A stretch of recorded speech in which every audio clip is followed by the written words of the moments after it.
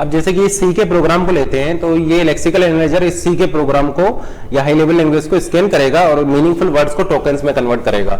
तो जैसे कि देखिए ये आपका इंट एक मीनिंगफुल वर्ड है, ये जो लेक्सिम से एक पैटर्न से मैच हो जाएगा, तो ये फर्स्ट टोकन हो जाएगा इंट। सेकंड टोकन हो जाएगा आपका मैक्स, क्योंकि ये आपका एक फंक्शन है तो फंक्शन नेम है, तो ये एक पैटर्न से आपका मैच कर जाएगा। क्योंकि देखिए जब फंक्शन को आप यहाँ पर डिफाइन करेंगे, फंक्शन को आप यहाँ पर जब डिफाइन करेंगे तो डेफिनेशन के टाइम पर उसकी एंट्री हो चुकी होगी आपकी सिंबल टेबल में। तो यहाँ पर जब ये लेक्सिम्स उस पैटर्न से मैच कर चुका होगा, ठीक है ना, क्योंकि आपने फंक्शन को पहले ही डिफाइन कर चुके हैं, तो वो फंक्शन की एंट्री आपके उस डेफिनेशन टाइम पर आपका सिंबल टेबल में हो जाएगी, तो फिर ये मैक्स उससे आपका मैच कर जाएगा। तो यहाँ पर मैक्स के लिए आपका एक टोकन जनरेट हो जाएगा, इस लेफ्ट ब्रैकेट के लिए टोकन जनरेट होगा, आई के लिए होगा, इस कोमा के लिए अलग हो जाएगा, जे के लिए हो जाएगा, और इस क्लोजिंग ब्रैकेट के लिए आपका एक टोकन जनरेट हो जाएगा। तो टोकन हो जाएगा first, second, third, fourth, fifth, six, 7, then ये 8th टोकन इसके लिए जनरेट होगा, 9, 10, 11, 12 ये सेमीकोलन के लिए। और ये क्या करेगा, इस कमेंट लाइन को रिमूव कर देगा, तो कमेंट लाइन को आपके प्रोग्राम से रिमूव कर देगा। देन आपका 13 टोकन जनरेट होगा इसके लिए, देन 14, 15, 16, 17, 18, 19, 20, 21, 22, 23, 24 एंड 25। तो इस पूरे प्रोग्राम में आपके टोटल 25 टोकन्स जनरेट होंगे। जैसे कि यहाँ पर हम देखते हैं यहाँ पर आपके कितने टोकन जनरेट होंगे, तो ये आपका फर्स्ट टोकन जनरेट हो जाएगा। अब देखिए केवल इसके लिए टोकन जनरेट नहीं होगा, केवल इसके लिए टोकन जनरेट नहीं होगा, क्योंकि इसके बाद देखिए आपका ये भी आ सकता है। तो लॉन्गेस्ट मैच हम लेंगे, यहाँ पर लॉन्गेस्ट मैच हम लेंगे, तो लॉन्गेस्ट मैच वाला आपका ये होगा, ठीक है ना। अगर मान लीजिए ये यहाँ पर देखिए आपका ये भी हो सकता था, तो अगर ये इससे मैच कर जाता तो हम इसके लिए टोकन बना देते हैं। लेकिन अगर मान लीजिए इसके बाद ये आपका 3 आ जाता, ठीक है ना, तो फिर आप इसके लिए एक टोकन जनरेट कर देते, क्योंकि फिर आपका ये लॉन्गेस्ट आपका मैच यहाँ पर पॉसिबल नहीं था। लेकिन चूंकि यहाँ पर आपका लॉन्गेस्ट मैच पॉसिबल है, तो हम केवल इसके लिए टोकन नहीं बनाएंगे, हम इस पूरे के लिए टोकन बनाएंगे। क्योंकि मीनिंगफुल वर्ड क्या है यहाँ पर, ये मीनिंगफुल वर्ड नहीं है, ये आपका ये पूरा एक मीनिंगफुल वर्ड है। एक मीनिंगफुल वर्ड के लिए हम यहाँ पर टोकन बना रहे हैं, तो इसका ये मीनिंगफुल वर्ड नहीं है यहाँ पर मीनिंगफुल वर्ड है ये, ठीक है ना। या फिर अगर ऐसा होता तो ये आपका एक मीनिंगफुल वर्ड होता। तो यहाँ पर जो टोकन जनरेट होगा वो इसके लिए जनरेट होगा, देन ये एक टोकन जनरेट होगा, ये एक टोकन जनरेट होगा, ये और ये इस तरीके से। तो टोटल आपके 1 2 3 4 5 6 7 8 यहाँ पर टोटल आपके 8 टोकन्स जनरेट होंगे। तो आप यहाँ पर क्या देख रहे हैं कि केवल इसके लिए भी टोकन जनरेट हो सकता है और इसके लिए भी एक टोकन जनरेट हो सकता है। तो इस केस में जो टोकन जनरेट हो रहा है वो इसके लिए हो रहा है। अगर मान लीजिए कुछ इस टाइप से होता आई इज ग्रेटर देन जे, तो वहां पर टोकन केवल आप इसके लिए जनरेट करते हैं। लेकिन अगर ये होता I is greater than equal to J, तो फिर टोकन आप इसके लिए जनरेट करते हैं, क्योंकि ये फिर आपका एक मीनिंगफुल वर्ड होता और लॉन्गेस्ट मैच आपका इसके साथ होता। तो या इज इक्वल टू भी हो सकता है और ये डबल इक्वल भी हो सकता है। तो अगर केवल सिंगल इक्वल है तो आप इसके लिए टोकन जनरेट करेंगे, लेकिन अगर वहां पर डबल इक्वल लिखा हुआ है, कंपैरिजन आप कर रहे हैं, तो फिर आप टोकन इसके लिए जनरेट करेंगे, क्योंकि फिर लॉन्गेस्ट मैच आपका इसके साथ होगा। ठीक है, इस केस में देखते हैं यहाँ पर कितने टोकन होंगे। तो ये फर्स्ट टोकन, सेकंड टोकन हमने आपको बताया था लिटरल स्ट्रिंग के अंदर ये नहीं आपका एंटर करेगा, तो डबल कोट्स का ये लिए एक सिंगल टोकन क्रिएट करेगा, फिर कॉमा के लिए टोकन बनेगा और इस तरीके से आपके ये टोकन क्रिएट होंगे। तो टोकन हो जाएंगे आपके 1 2 3 4 5 6 7, तो टोटल आपको यहाँ पर 7 टोकन मिलेंगे। अब देखिए इस प्रोग्राम में आपके टोटल कितने टोकन मिलेंगे। तो ये आपका ये फर्स्ट टोकन हो जाएगा, ये सेकंड टोकन हो जाएगा, ये डबल कोट्स के अंदर एंटर नहीं करेगा तो ये थर्ड टोकन हो जाएगा, ये फोर्थ टोकन हो जाएगा, ये 5 6 7 8 9 और 10, तो टोटल आपको 10 टोकन्स मिलेंगे। यहाँ पर एक चीज नोट कीजिए कि ये जो एम्परसेंट है ये आपका एक ऑपरेटर है, एम्परसेंट जो है एक ऑपरेटर है, तो इसके लिए आपका एक सिंगल टोकन क्रिएट होगा। आप यहाँ पर ये नहीं कर सकते कि आप एम्परसेंट आई के लिए एक टोकन जनरेट करें, ठीक है ना। तो एम्परसेंट आई के लिए टोकन जनरेट नहीं होगा, क्योंकि एम्परसेंट आपका एक ऑपरेटर है। लेकिन यहाँ पर अगर ये एम्परसेंट डबल एम्परसेंट होता तो ये भी आपका एक ऑपरेटर है, तो फिर लॉन्गेस्ट मैच के अकॉर्डिंगली आपका टोकन जनरेट इसके लिए करते हैं, ठीक है ना। तो अगर डबल एम्परसेंट नहीं है तो फिर इसके लिए टोकन जनरेट हो जाएगा, और डबल एम्परसेंट है तो फिर आप टोकन जनरेट करेंगे इसके लिए। वन ऑपरेटर के लिए आप 1 टोकन यहाँ पर जनरेट करेंगे, ठीक है। अगर ऑपरेटर आपका ये है तो ये टोकन जनरेट हो जाएगा, और अगर आपका ऑपरेटर ये है तो फिर इसके लिए आप टोकन जनरेट करेंगे, ठीक है ना। तो इस काम को करेंगे कैसे, इसको इस तरीके से करेंगे कि आप एक स्टार्टिंग स्टेट से स्टार्ट करेंगे, फिर आप एम्परसेंट को लेंगे, फिर आप नेक्स्ट चेक करेंगे। अगर आपको आगे फिर से एम्परसेंट मिल जाता है तो ये भी आपका एक ऑपरेटर है, देखिए ये भी आपका एक ऑपरेटर है और ये भी आपका एक ऑपरेटर है, और आप एक ऑपरेटर के लिए एक टोकन जनरेट करेंगे। तो फर्स्ट आप स्कैन करेंगे एम्परसेंट को, फिर नेक्स्ट आप चेक करेंगे। अगर आपको आगे फिर से एम्परसेंट मिलता है तो फिर ये आपका लॉन्गेस्ट मैच इससे हो जाएगा, तो फिर हम टोकन जनरेट कर देंगे इस ऑपरेटर के लिए, ठीक है ना। और अगर नेक्स्ट आपको ये नहीं मिलता है, मान लीजिए आपका ये नेक्स्ट जो है आपको m% नहीं मिलता है, तो फिर आपका ये जो टोकन जनरेट हो जाएगा इस ऑपरेटर के लिए, क्योंकि ये लेक्सिम्स जो है ये इस पैटर्न से मैच हो चुका है, तो फिर आप इसके लिए टोकन जनरेट कर देंगे अगर आपको नेक्स्ट m% नहीं मिलता है तो। ठीक है, इसका मतलब ये है कि अगर मान लीजिए आपका ऑपरेटर प्लस है तो केवल प्लस को देख करके हम टोकन जनरेट नहीं करेंगे। ठीक है ना, क्योंकि देखिए जो प्लस भी आपका एक ऑपरेटर है और प्लस प्लस भी आपका एक ऑपरेटर है, तो अगर आपका प्लस लेक्सिम्स एक पैटर्न से मैच कर जाएगा, प्लस लेक्सिम्स प्लस पैटर्न से मैच कर जाएगा, तो हम वहां पर डायरेक्टली टोकन जनरेट नहीं करेंगे, हम नेक्स्ट उसको आगे चेक करेंगे। और अगर मान लीजिए ये प्लस प्लस होता है तो फिर प्लस प्लस के लिए आपका टोकन जनरेट होगा। तो प्लस के लिए हम डायरेक्टली टोकन जनरेट नहीं करेंगे, हमें आगे जाकर चेक करना पड़ेगा कि कहीं ये प्लस प्लस तो नहीं है। ठीक है ना, इसी तरीके से हम डायरेक्टली माइनस के लिए टोकन जनरेट नहीं कर सकते, क्योंकि माइनस माइनस भी आपका एक ऑपरेटर होता है। ठीक है ना, प्लस प्लस भी आपका एक ऑपरेटर है, माइनस माइनस भी एक ऑपरेटर होता है, तो माइनस के केस में हम आगे जाकर के चेक करेंगे। इसी तरीके से यहाँ पर डायरेक्टली हम इसके लिए टोकन जनरेट नहीं करेंगे, क्योंकि या तो आपका ये भी हो सकता है या फिर ये भी हो सकता है, तो आगे जाकर आपको फर्दर चेक करना पड़ेगा। तो लॉन्गेस्ट मैच के अकॉर्डिंगली ही आप यहाँ पर टोकन जनरेट करेंगे। अब देखिए यहाँ पर कितने टोकन जनरेट होंगे, तो ये आपका ए क्या है, ए आपका एक आइडेंटिफायर है, तो इसके लिए टोकन जनरेट हो जाएगा, इज इक्वल टू एक ऑपरेटर है, इसके लिए टोकन जनरेट हो जाएगा। फिर से बी आपका एक आइडेंटिफायर है, इसके लिए टोकन जनरेट होगा, प्लस ऑपरेटर है, टोकन जनरेट होगा, आइडेंटिफायर एक टोकन जनरेट होगा, मल्टीप्लीकेशन एक ऑपरेटर है, एक टोकन जनरेट होगा, और इस डी के लिए आपका एक टोकन जनरेट होगा। तो टोटल यहाँ पर 7 टोकन जनरेट होंगे, 1 2 3 4 5 6 एंड 7। तो जिसमें से कि आप एक बात ये नोट कीजिएगा कि सिंबल टेबल में जो आप स्टोर करेंगे वो सिंबल टेबल में आप केवल ए को स्टोर करेंगे, बी को स्टोर करेंगे, सी को स्टोर करेंगे और डी को स्टोर करेंगे। सिंबल टेबल में आप ये प्लस इक्वल टू प्लस और मल्टीप्लिकेशन को आप स्टोर नहीं करेंगे, क्योंकि देखिए इक्वल टू एक ऑपरेटर है, कंपाइलर को पहले से पता है इसका मीनिंग, प्लस कंपाइलर को पहले से पता है कि ये आपका एक एडिशन ऑपरेटर है, मल्टीप्लिकेशन के बारे में भी कंपाइलर को पहले से पता है कि मल्टीप्लिकेशन ऑपरेटर है, ये आपका मल्टीप्लिकेशन परफॉर्म करेगा।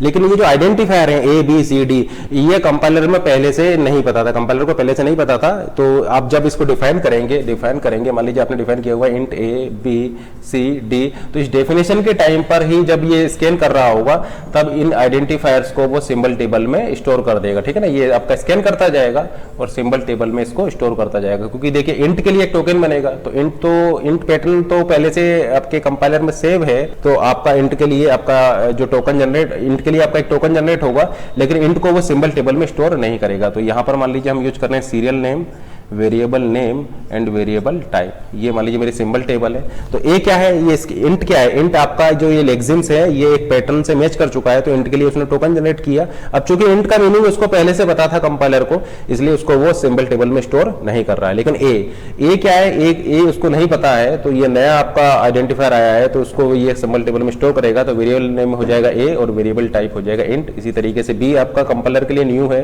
तो ये इस कोमा के लिए टोकन जनरेट करेगा, फिर इस कोमा के लिए भी आपका टोकन जनरेट होगा, और फिर कोमा के लिए, और फिर डी के लिए टोकन जनरेट होगा। तो इस तरीके से टोकन करेगा। अब देखिए कोमा कंपाइलर को पहले से नोन है, तो इसकी एंट्री यहाँ पर ये नहीं करेगा। अब बी आपको नया मिला तो फिर ये इसकी एंट्री सिंबल टेबल में करेगा। इसी तरीके से सी कंपाइलर को नया मिलेगा, इसकी एंट्री वो सिंबल टेबल में करेगा, और फिर इसको ये डी भी न्यू मिला है, तो इस डी की एंट्री भी वो सिंबल टेबल में आपका कर देगा। ठीक है ना, अगर मान लीजिए ये होता आपका इंट ए कॉमा, तो ये इंट के लिए एक टोकन जनरेट होता, फिर ये इंट ए क्या है आपका एक आइडेंटिफायर है, तो इंट ए, और ये किस टाइप का है, ये इंट टाइप का है। तो इंट ए आपका एक आइडेंटिफायर है और ये इंट टाइप का है, तो इसकी एंट्री भी ये सिंबल टेबल में करेगा। तो ये आपका स्कैन करता जाएगा, और अगर इसको कोई नई इंफॉर्मेशन मिलेगी तो उसको उसके अकॉर्डिंगली ये सिंबल टेबल को भी आपका अपडेट करता जाएगा। अब जैसे कि इस प्रोग्राम को देखते हैं, मान लीजिए आपका a इक्वल टू 20 है और b इक्वल टू, मान लीजिए आपका a इक्वल टू 10 है और b इक्वल टू 20 है, तो क्या आप मुझे बता सकते हैं कि यहाँ पर आउटपुट क्या आएगा? तो देखिए कंपाइलर क्या करेगा, इसको स्कैन करता जाएगा, कंपाइलर इसको स्कैन करता जाएगा। तो जैसे कि यहाँ पर हमने ये यूज किया है, तो वो क्या करेगा, इसके टोकन जनरेट करेगा। तो a क्या है, a आपका एक आइडेंटिफायर है, तो a के लिए एक टोकन जनरेट होगा। अब इसके बाद में देखिए प्लस के बाद में फिर एक और प्लस मिला, यानी लॉन्गेस्ट मैच की में हम जाएंगे, तो लॉन्गेस्ट मैच है प्लस, तो प्लस के लिए एक टोकन जनरेट होगा। फिर यहाँ से स्टार्ट कीजिए, फिर से प्लस के लिए आपका एक टोकन जनरेट होगा, और फिर उसके बाद में इस प्लस के लिए आपका एक टोकन जनरेट होगा, और फिर आइडेंटिफायर बी के लिए आपका एक टोकन जनरेट होगा। तो लेक्सिकल फेज में यहाँ पर कोई भी एरर नहीं आएगी, क्योंकि लेक्सिकल एनालाइजर जो है ये इस तरीके से टोकन जनरेट कर देगा। अब यहाँ पर जो एरर आएगी वो आएगी आपकी सिंटैक्स फेज में, ठीक है ना, क्योंकि इसके लिए आप सिंटैक्स ट्री नहीं बना सकते, या इसके लिए आप पार्स ट्री नहीं बना सकते, क्योंकि ये जो हमने लिखा हुआ है ये सिंटैक्टिकली इनकरेक्ट है। ये देखिए, ये करेक्ट कब होता है, ये करेक्ट तब होता जब आप इसको इस तरीके से लेते a++ then plus plus B, ठीक है ना। क्यों, अगर आप इसको इस तरीके से टोकन करते तो ये आपका करेक्ट होता, ठीक है ना। तो यहां पर इस तरीके से टोकन करने का मतलब क्या है, टोकन करने का मतलब ये है कि आप इसमें पोस्ट इंक्रीमेंट कर रहे हैं, और बी में हम इसको प्री इंक्रीमेंट कर रहे हैं, और इसमें पोस्ट इंक्रीमेंट कर रहे हैं, इसमें प्री इंक्रीमेंट कर रहे हैं, और फिर इन दोनों को हम यहाँ पर ऐड कर रहे हैं, तो इसका मीनिंग फिर ये होता। लेकिन चूंकि टोकन जो जनरेट हो रहे हैं वो इस तरीके से जनरेट नहीं हो रहे हैं, वो टोकन जनरेट होंगे आपके इस तरीके से, तो फिर वहां पर ये आगे प्रॉब्लम क्रिएट कर देगा। तो चूंकि ये आपका सिंटेक्स करेक्ट नहीं है, सिंटेक्स करेक्ट क्या होता, अगर ये इस तरीके से टोकन जनरेट करता तो आपका ये सिंटेक्स करेक्ट होता, तो ये इनकरेक्ट सिंटेक्स है, तो आपका ये सिंटेक्स ट्री यहाँ पर आप इसके लिए नहीं बना सकते या पार्स ट्री नहीं बना सकते, तो यहाँ पर आपका सिंटेक्स एरर आएगी। लेक्सिकल फेज में कोई भी एरर नहीं आएगी, क्योंकि लेक्सिकल फेज में जो टोकन जनरेट होंगे वो इस तरीके से हो जाएंगे। क्योंकि हम लॉन्गेस्ट मैच को यहाँ पर यूज करेंगे, तो लॉन्गेस्ट मैच जब हम यूज करेंगे तो इस प्लस के लिए टोकन जनरेट नहीं करेंगे, हम जनरेट करेंगे इस प्लस के लिए, तो ये आपको ये टोकन ये मिल जाएगा। तो चूंकि ये इनकरेक्ट सिंटेक्स है, क्योंकि देखिए इसका कोई मीनिंग नहीं निकल रहा ना आपका, ये कोई सिंटेक्स इस टाइप का नहीं हो सकता। देखिए ए प्लस प्लस यानी आपने ए में पोस्ट इंक्रीमेंट किया, प्लस बी, इसका मतलब आपने ये प्लस ऑपरेटर यूज किया है, तो अगर प्लस ऑपरेटर के इस साइड आपका कोई ऑपरेंड है तो प्लस ऑपरेटर के इस साइड भी तो आपका ऑपरेंड होना चाहिए। क्योंकि आप क्या कर सकते हैं, एक्स प्लस वाई, यानी प्लस ऑपरेटर के लेफ्ट हैंड साइड में भी ऑपरेंड होता है और प्लस ऑपरेटर के राइट हैंड साइड में भी आपका एक ऑपरेंड होता है, तो दोनों साइड एक ऑपरेंड होना चाहिए। जबकि देखिए राइट हैंड साइड में तो आपका ऑपरेंड है, लेकिन लेफ्ट हैंड साइड में ऑपरेंड नहीं है, क्योंकि यहां पर क्या लगा हुआ है, ये प्लस प्लस भी लगा हुआ है, तो ये इसका कोई मीनिंग ही नहीं निकल के आ रहा है, ठीक है ना, इसका आपका कोई मीनिंग निकल के नहीं आ रहा है, ठीक है ना। तो ये सिंटेक्स इनकरेक्ट है, क्योंकि प्लस के लेफ्ट हैंड साइड में भी ऑपरेंड होना चाहिए और प्लस के राइट हैंड साइड में भी ऑपरेंड होना चाहिए, तो ये आपका सिंटेक्स करेक्ट नहीं है। तो सिंटेक्स एनालिसिस फेज में आपकी यहाँ पर एरर आएगी, लेक्सिकल फेज में कोई भी एरर नहीं आएगी, क्योंकि लेक्सिकल फेज में आपके इस तरीके से टोकन जनरेट हो जाएंगे, तो यहाँ पर सिंटेक्स एरर आएगी। अब जरा इस प्रॉब्लम को देखिए, यहाँ पर टोकन किस तरीके से जनरेट होंगे, ये आपका इंट के लिए टोकन जनरेट हो जाएगा, आई आइडेंटिफायर के लिए जनरेट हो जाएगा, और फिर देखिए ये सिंगल डिजिट के लिए जनरेट नहीं होगा, एक पूरे नंबर के लिए जनरेट होगा। नंबर के लिए जनरेट किस तरीके से होगा, पहले डिजिट 2 लिया, फिर डिजिट 0, फिर आपका डिजिट 0, और फिर आपका डिजिट 0, देन अगर आपको ये सेमीकोलन मिल जाता है, नेक्स्ट सेमीकोलन मिल जाता है, तो आपका ये एक टोकन में आपका ये इसके लिए एक टोकन बन जाएगा। तो इस पूरे नंबर के लिए आपका ये एक टोकन जनरेट हो जाएगा, ठीक है ना। इस पूरे नंबर के लिए आपका एक सिंगल टोकन जनरेट होगा, ठीक है ना। इस तरीके से आप मैच करते जाएंगे, और अगर आपको आगे सेमीकोलन मिलता है, इसका मतलब आपका ये जो नंबर है ये यहाँ पर एंड हो चुका है, तो आप इस पूरे नंबर के लिए एक टोकन जनरेट कर देंगे, तो आपका ये पूरे नंबर के लिए टोकन जनरेट हुआ, और फिर इस सेमीकोलन के लिए टोकन जनरेट होगा। तो यहाँ पर टोटल टोकन हो जाएंगे 1 2 3 4 एंड 5, टोटल आपके 5 टोकन जनरेट होंगे। अब जरा बताइए इसमें किस तरीके से टोकन जनरेट होंगे, तो इसमें देखिए ये आप ए के लिए एक टोकन जनरेट करेंगे, लॉन्गेस्ट मैच के अकॉर्डिंगली प्लस प्लस के लिए एक टोकन जनरेट होगा, फिर अगेन प्लस प्लस के लिए टोकन जनरेट होगा, फिर आपका बी के लिए टोकन जनरेट होगा।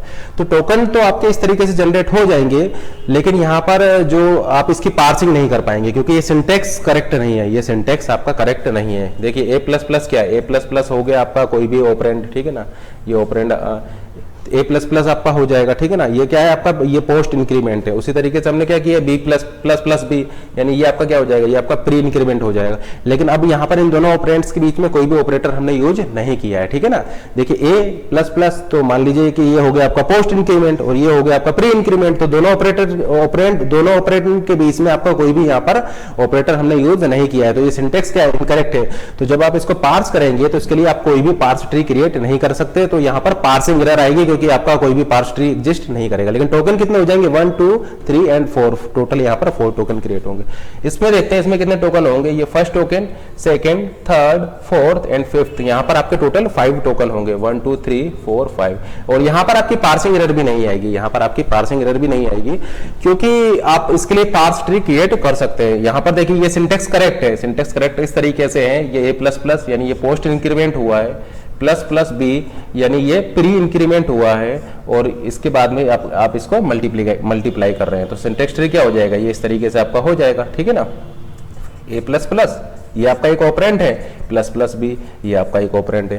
तो चूंकि यहाँ पर आपका सिंटेक्स ट्री आप क्रिएट कर सकते हैं, तो यहाँ पर आपका कोई सिंटेक्स एरर नहीं आएगी। टोकन देखिए इस तरीके से क्रिएट हो जाएंगे, और जो सिंटेक्स एनालाइजर है वो इसके लिए सिंटेक्स ट्री क्रिएट कर देगा, तो आपका सिंटेक्स एरर यहाँ पर इस केस में नहीं आएगी, क्योंकि ये सिंटेक्स आपका करेक्ट है। इसी तरीके से यहाँ पर देखिए, यहाँ पर कितने टोकन होंगे, ये first token, second token, third token, fourth token and fifth token, यहाँ पर भी आपको 5 टोकन मिलेंगे। अगेन हम ऐसा बोल सकते हैं कि ये 5 टोकन मिलेंगे और यहाँ पर भी कोई सिंटेक्स एरर नहीं आएगी, क्योंकि इसके लिए आप एक पार्स ट्री क्रिएट कर सकते हैं। पार्स ट्री क्या हो जाएगा, ये इसके लिए पार्स ट्री हो जाएगा।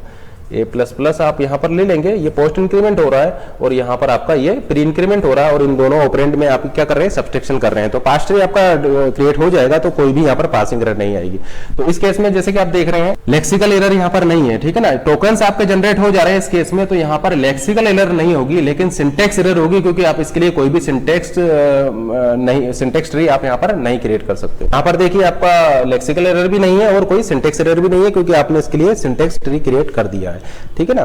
तो टोकन्स इस तरीके से क्रिएट होंगे और आप इसके सिंटेक्स ट्री भी क्रिएट कर सकते हैं, तो यहाँ पर कोई भी लेक्सिकल एरर आपको नहीं मिलेगी। देखिए पार्सिंग एरर आपको कब मिलेगी, पार्सिंग एरर आपको तब मिलेगी जब आप उसके लिए पार्स ट्री क्रिएट नहीं कर सकते, ठीक है ना।